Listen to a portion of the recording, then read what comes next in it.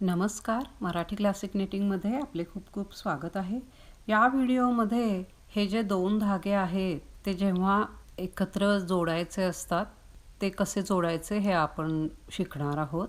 विणकामामध्ये जेव्हा एक धागा संपतो तेव्हा किंवा इतर वेळी जर दुसऱ्या रंगाचा नवीन धागा जोडायचा असेल तर तो कसा जोडायचा अगदी सहज आणि सोप्या पद्धतीने हे आपण या व्हिडिओमध्ये बघणार आहोत।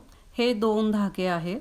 पहिल्यांदा उजव्या हातातला धागा यावर ठेवायचा याप्रमाणे। हे पहा, हा डाव्या हातातला जो धागा आहे तो 3 वेळा या धाग्याच्या खालून वर घ्यायचा। 1 2 आणि 3 याप्रमाणे हे दिसणार आहे।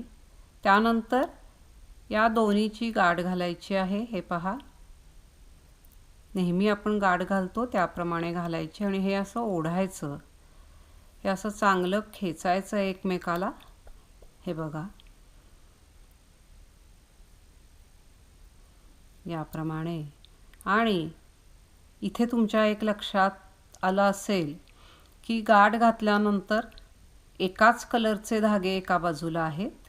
हे महत्त्वाचं आहे। यामध्ये गाठ घातल्यानंतर हा धागा आणि हा धागा एका कलरचा आहे आणि हे दोनही धागे एकाच कलरचे आहेत, एवढं लक्षात ठेवायचं आहे।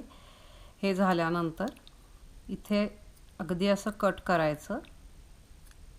हे अजिबात निघून येत नाही। हे बघा, दिसत असेल तुम्हाला, धुतल्यानंतर सुद्धा हे असंच राहतं। विणकामामध्ये ही गाठ लपून सहज जाते, दिसत नाही। त्यामुळे याप्रमाणे गाठ घातली की विणकामात कुठे धागा जोडलेला आहे हे कळणार सुद्धा नाही।